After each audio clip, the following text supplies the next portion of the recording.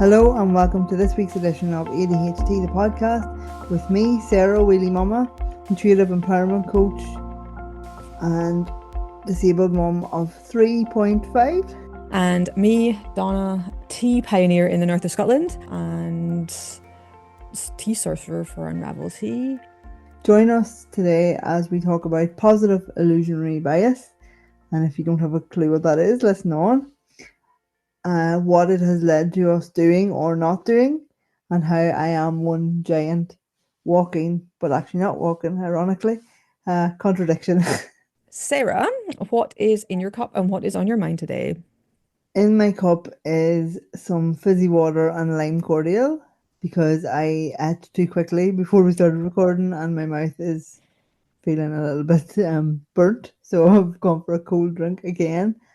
And what's on my mind that I need to stop eating so fast. And also just, yeah, I suppose I'm very aware of my physical body at the minute with everything that's going on with bringing new life into the world and my age, and there we go with that topic again, my age, but everything feels arduous and strenuous at the moment, so I'm trying to listen to my body and be more respectful of it and take things a little bit easier. Just needed to come in here and go, you're trying to be respectful of your body, just as you say that you ate too fast. Yes, I know. But welcome to the dichotomy that is my brain. It's a constant contradiction.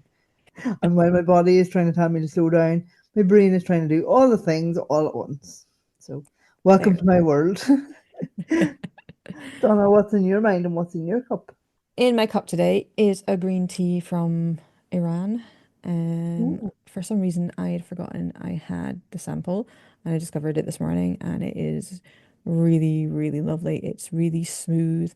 It's really refreshing as well, as a lot of green teas are. And yeah, I'm just really enjoying it.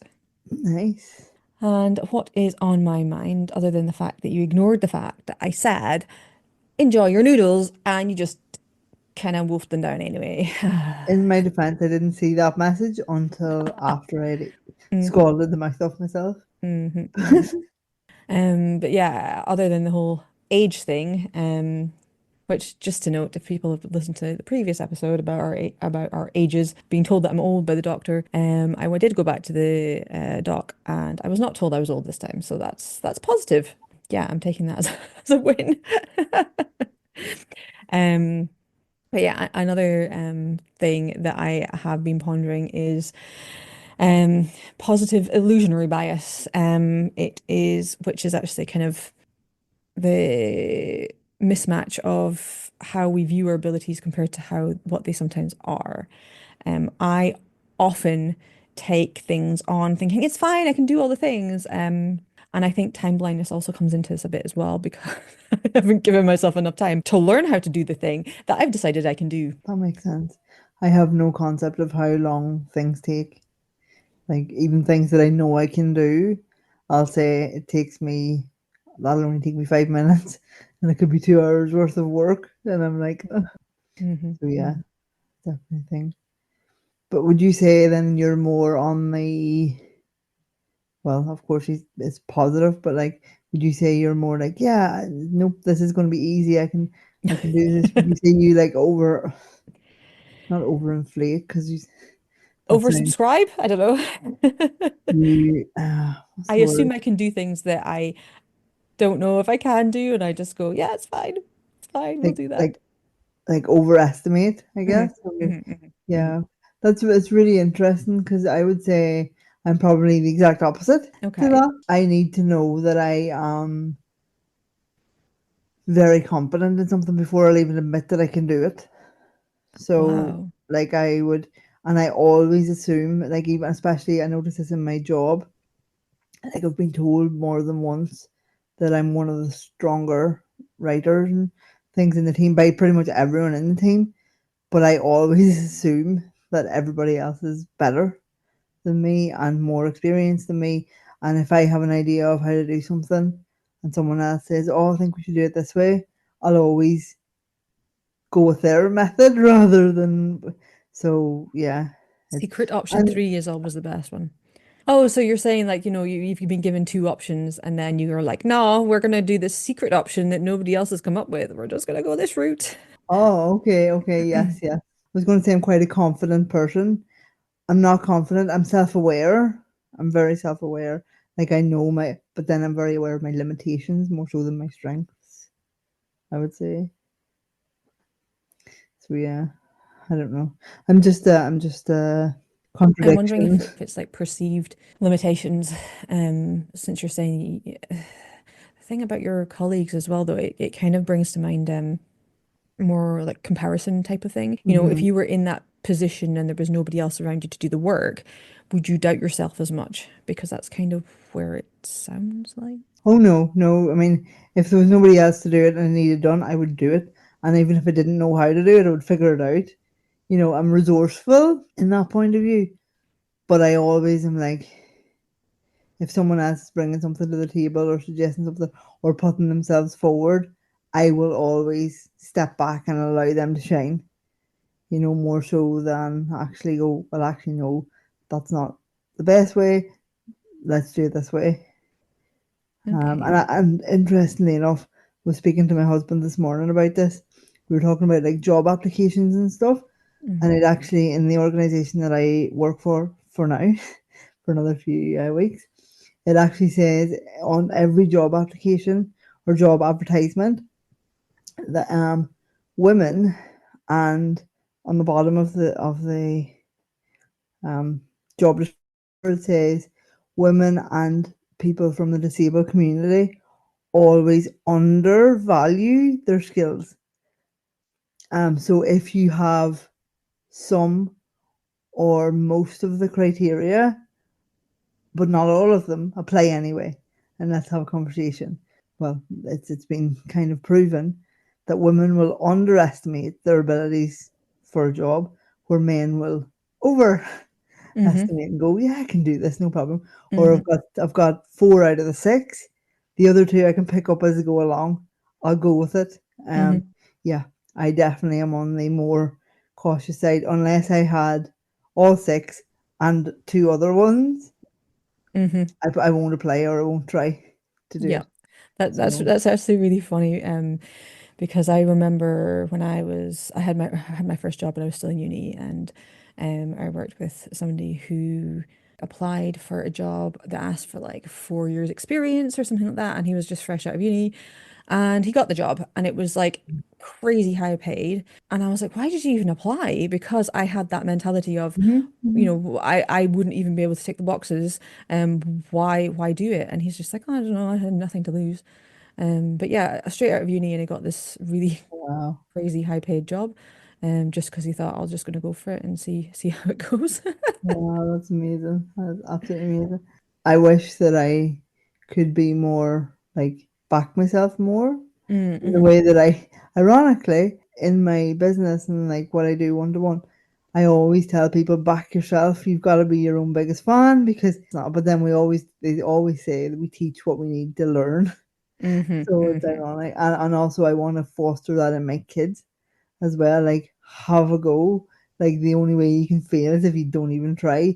Whereas I myself am like ruling myself out of the race before the starter pistol even goes, because it's like you're not going to win, so don't even race. Like, Mm. it's ironic, and I am very aware that I am a living, breathing contradiction. But here we are.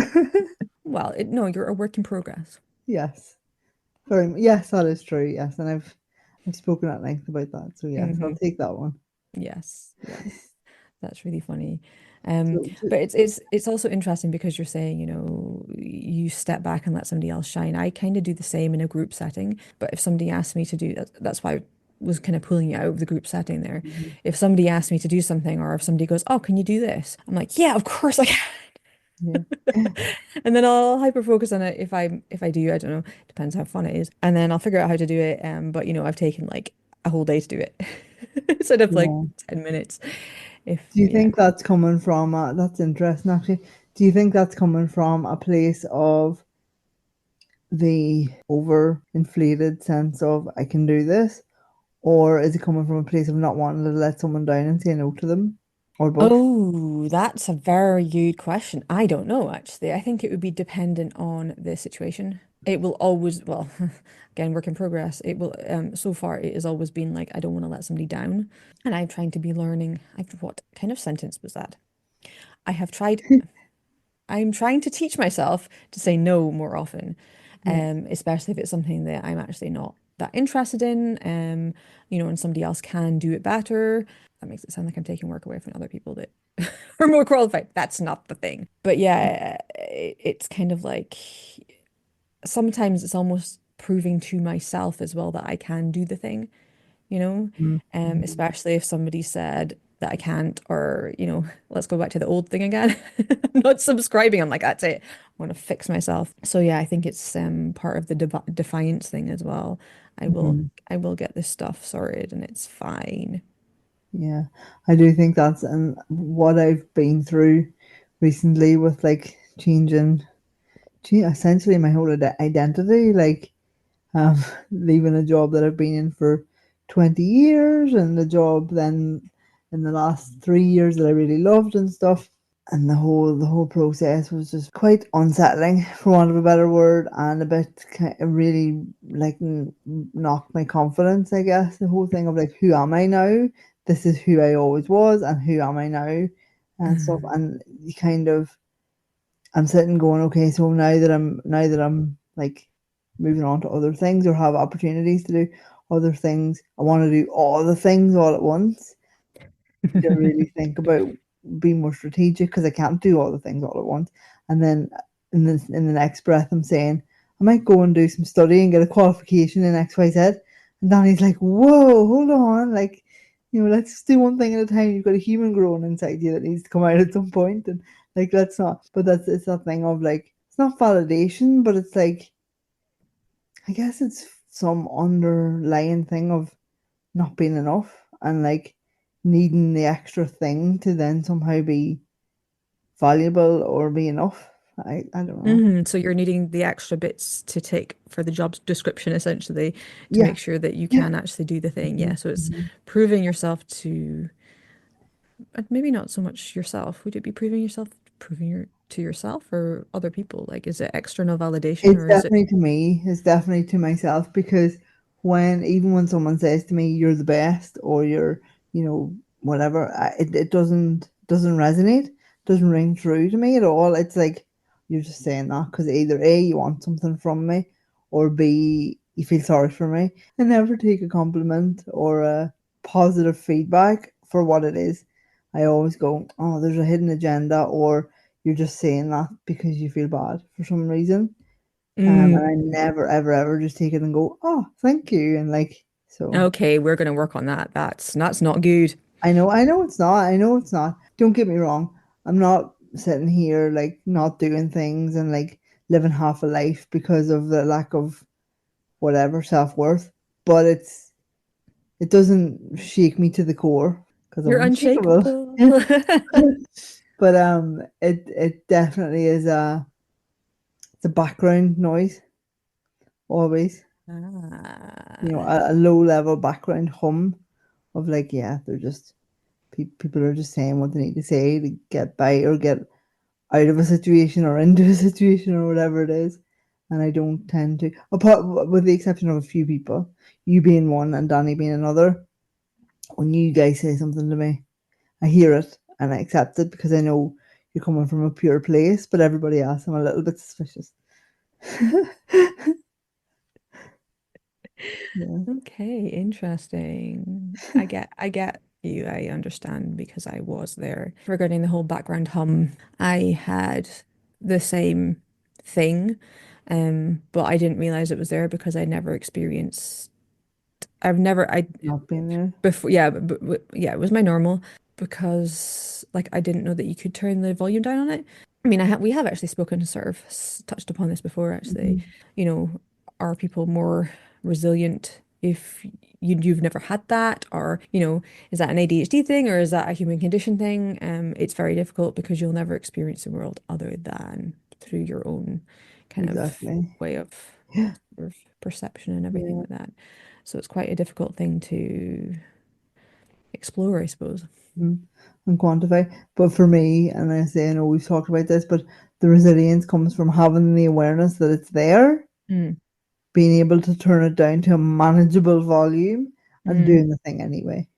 mm-hmm. And actually, as well, I'm just going to caveat everything I've just said and say that the times when I step back are the times when I'm not completely emotionally invested in something anyway. So it's like, I can take or leave it. Yeah, it'd be nice, but I'm not fully invested. Whereas, like, with having my kids, for example, I was hell bent that I was going to be a mother, and nobody was going to tell me that it wasn't possible. They did tell me it wasn't possible on multiple occasions, and the universe tried to show me that perhaps it wasn't the best idea. But I went hell for leather anyway, and it happened. So more times than I planned.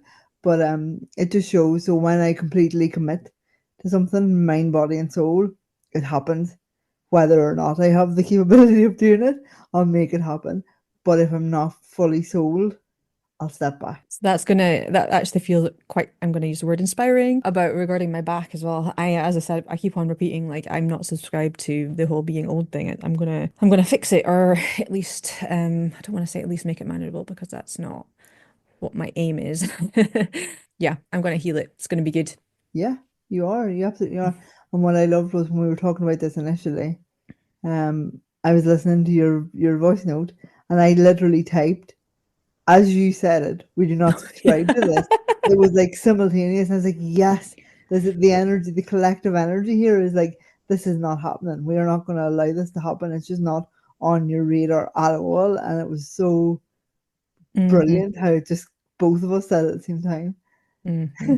I thought that was really funny. I was like, did you Yeah, just type that at the same time as I said it yeah, and when you were listening? literally, literally did. Yeah, So no, that's yeah, it's funny.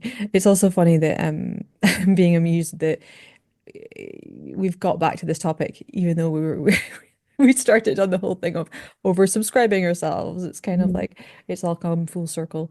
Yeah, I think just really knowing what it is you really want, like I Mm, say, mind, body, soul, then that's where the unshakable thing comes in, and that's where the obstinance and the stubbornness and the resolve and focus comes in. But if it's like something that like the nice to have, or maybe possibly, or even worse, something that society tells us would be a good idea, we're like, I'll go along with this because it's what people, sensible, responsible adults of our age do, and we're not fully sold or invested, that's when we can go, yeah, it's not for me. yeah, yeah, that makes a lot of sense. Yeah. Is there anything that you've agreed to do, like even like a random project or something like that, and you've ended up kind of like going, what is happening Yeah, I told someone to do their website, and it was like, recently? not recently, but like a couple of years ago. She was stuck, and she said that she paid someone, or someone had asked her to do, or she had asked someone to do her website for her 4 years previous, and she'd given them money and everything, and nothing had ever happened. And then I felt so bad, felt so bad for her that I was like, look, I'm not brilliant, but I'll get you a website, like. And I started doing it, and I was like, I dug myself so deeply into the hole. I was like, I can't get out of this now. So I went and asked my friend, who is good, really good at websites. It's not his main job, but he does it on the side. And he gave me like basically a template that I was then able to use to build, and she loved it. Hmm. But I was like, oh my goodness, why did I? And it was purely because I felt so bad that she had Mm. been let down so badly by someone. And not only that, but they had messed up all the access and the passwords and stuff, so she couldn't even get into stuff. And it was horrendous. And I was like, no, look, we're going to start from scratch. We're going to get you a functioning website. It won't be amazing, but it'll do the trick. And she was delighted. Hmm. I mean, even with my panicking and faffing and freaking out. I did it all in about 3 weeks. And she was like, this is incredible. Like, we did 4 years for something, and you've done. But yeah, it's again, and that was the thing of, I really like this person. I feel bad for them. I want to Hmm. help them, even though it's something that does not excite me or light me up in any way, shape, or form. It's technically outside of my skill set, even though I have a web design degree, ironically, but it was back when dinosaurs roamed the earth, so it's no longer Ouch. relevant. So like the things that I learned are no longer industry standard, you know what I mean?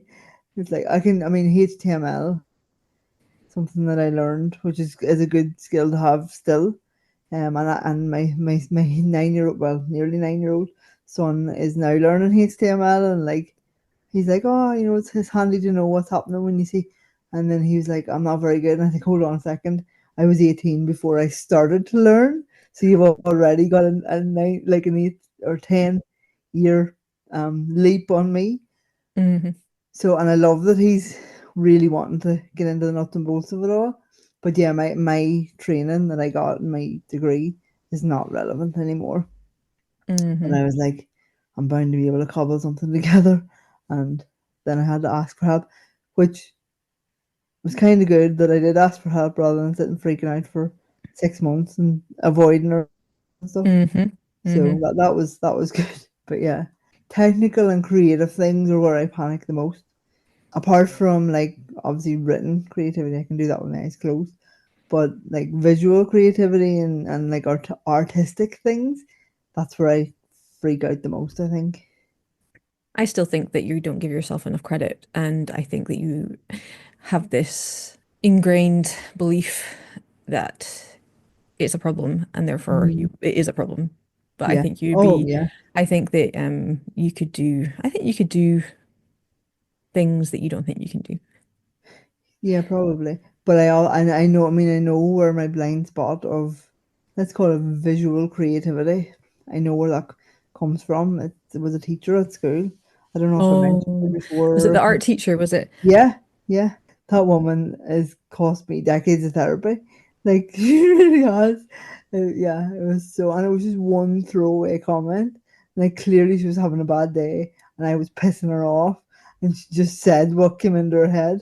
But it really has had a lasting impact. I'm 42 years old, and I'm still licking my wounds and still feeling like, And I went ironically then to art college in uni for part of my thing, and I told the teacher that I was like, "There's been some horrible mistake. I shouldn't be here." Said to the lecturer, and he's like, "Why?" And I told him, and he's like, "No, come on, like that. We're not subscribing to that. Like it's not a thing." But I literally was like, "I'm a fraud. I shouldn't be here. I don't know how I got here." So yes, if you're a teacher listening to this, be careful what comes out of your mouth.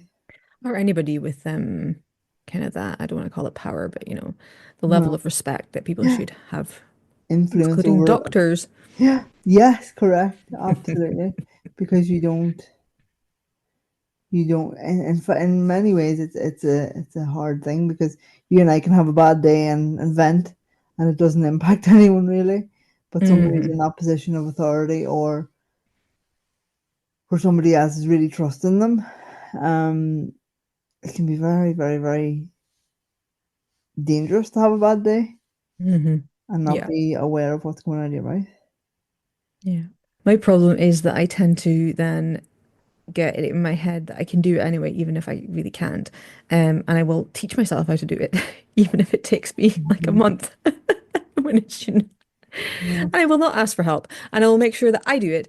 And um, actually, there we go. This is a great story. Last year when I hurt my back, um, when it started off this cascade of other things having issues with my back, Hmm. I decided that I needed to take a root ball out, and this plant has been there, I think, probably for about 25 years, in the garden. And No. not only was it a big massive root ball, and it was kind of all scraggly and woody and everything like that, so it's quite established. It was also underneath a hedge. Oh no. So I was like, it's fine, I can sort this out. It's not a problem.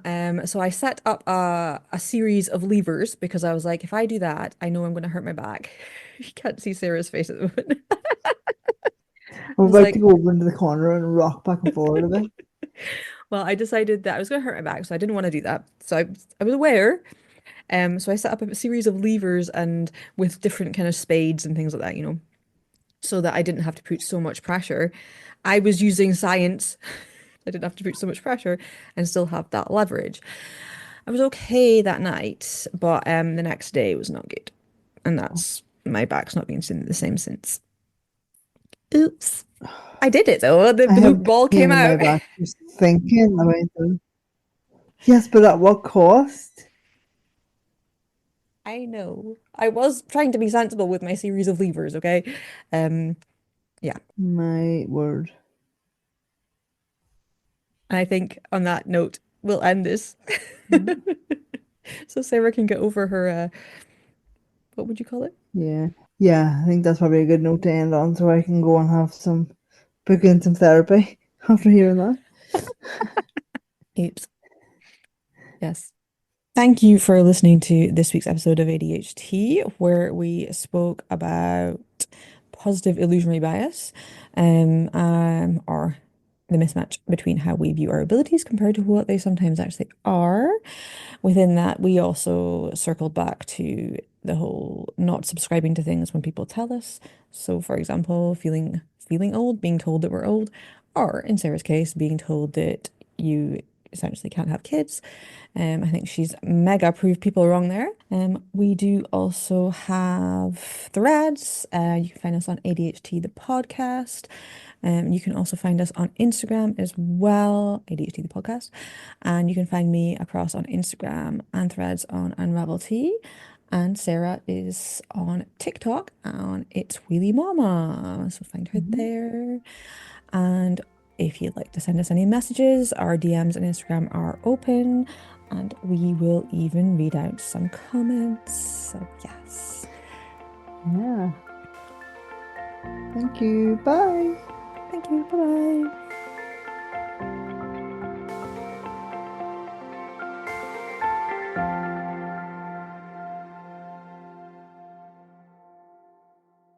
So, yes, thank you for listening all the way to the end.